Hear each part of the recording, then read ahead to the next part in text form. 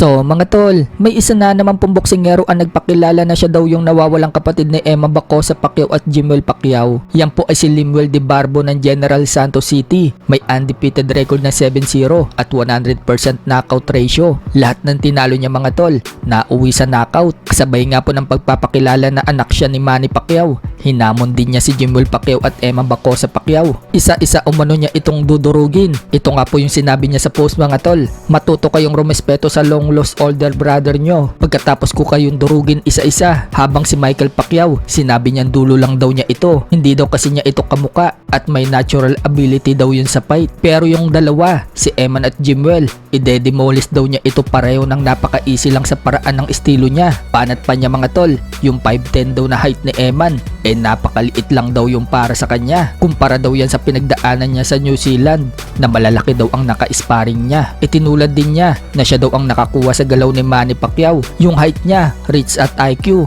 napaka-awkward at talagang may bad intention daw sa ring. Kaya kung siya daw si Eman, mag-ensayo na daw ito na maigi at mag-focus at wag daw sayangin yung gin na dala nito ngayon. Uunahin daw niya itong si Emma na turuan ng leksyon at isusunod daw itong si Jimwell dahil medyo hilaw pa daw itong si Jimwell. So marami po ang natawa sa biglang pagsulpot nitong si Lemuel De Barbo. May mga nagsasabi mga tol na sobrang layo naman daw ang itsura nito sa Pacquiao. Sa kabilang banda naman mga tol, alam na nga po ng karamihan na may titulong paglalabanan si General Casimero versus Luis Nery. Yan po ang WBA Gold Super Bantamweight title at sinasabi na yan daw ang ticket para makalaban muli si Casimero sa World Championship kapag tinalo nito si Luis Nery. Pero para po sa batikang sports analyst natin dito sa Pinas na si Atty. Ed Tolentino, sinabi niya sa kanyang YouTube channel, ang boxer shorts Atty. Ed Tolentino, wala daw kwenta yung titulo na yan. Yan daw ay isang Mickey Mouse belt na pwedeng ipagawa sa rekto. Notorious daw kasi itong WBA sa paggawa ng mga walang kwentang belt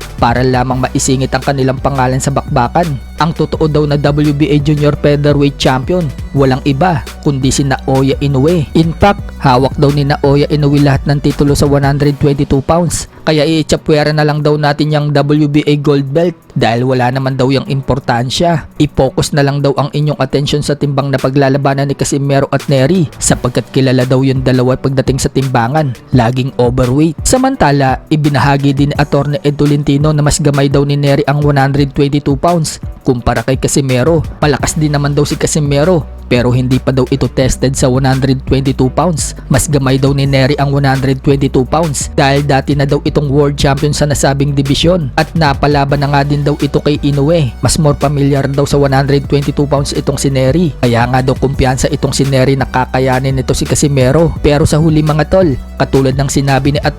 Ed Tolentino, 50-50 para sa kanya ang laban na yan. At mas makikinabang din daw si Casimero dyan dahil kapag tinalo daw niya si Luis Nery, babalik daw sa top ranking si Casimero dahil nasa top ranking daw itong si Nery sa 122 pounds at 126 pounds.